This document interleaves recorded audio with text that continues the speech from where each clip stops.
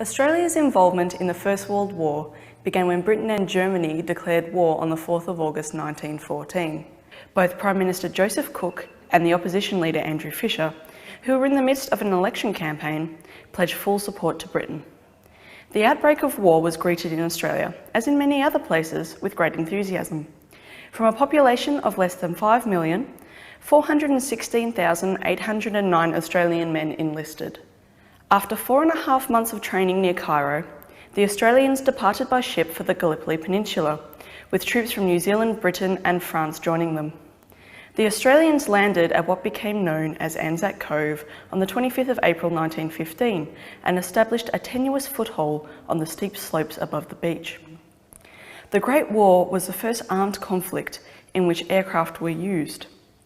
About 3,000 Australian airmen served in the Middle East and France with the Australian Flying Corps, mainly in observation capacities or providing infantry support.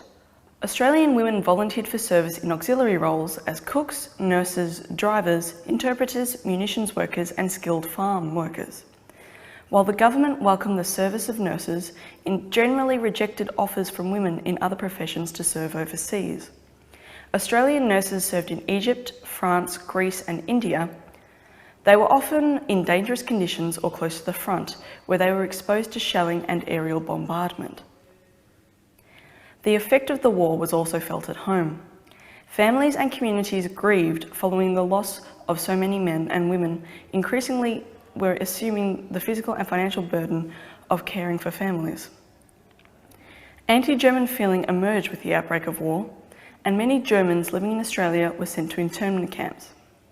Censorship and surveillance increased as the conflict continued, and social division also grew, reaching a climax with the bitterly contested conscription referendums held in 1916 and 1917.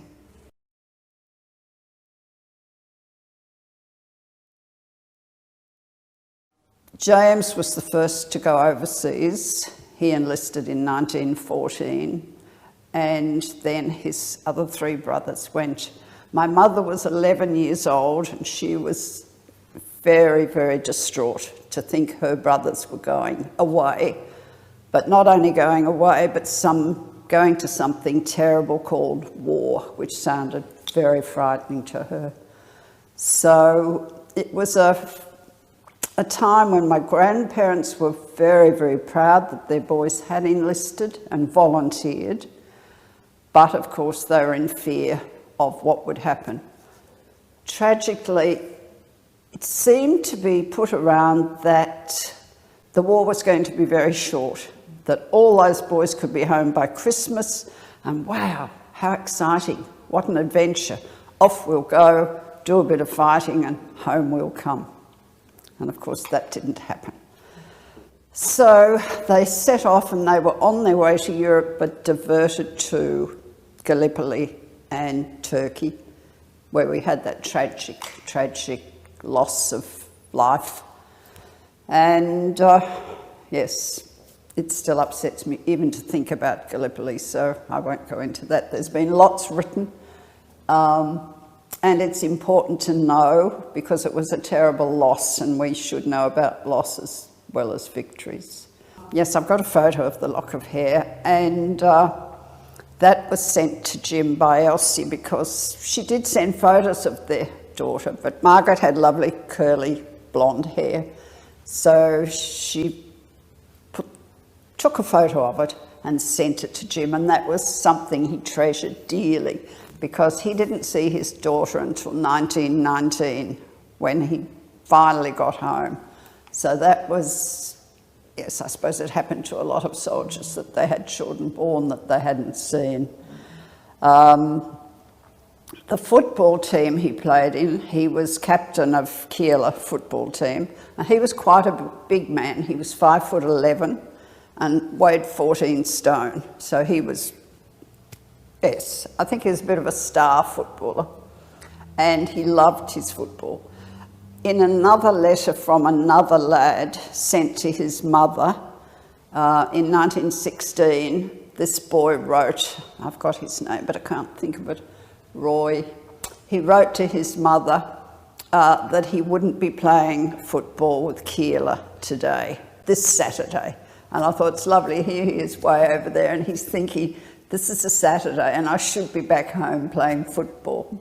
So football was very important to Keilor boys, very important. He became very, very nervous of moonlight. He said living in Keilor, lovely fresh air, beautiful skies, stars, and then all of a sudden in France, he was really, really nervous and frightened of moonlight because that's when the bombers came over. So as soon as it was a moonlight night, it was very scary.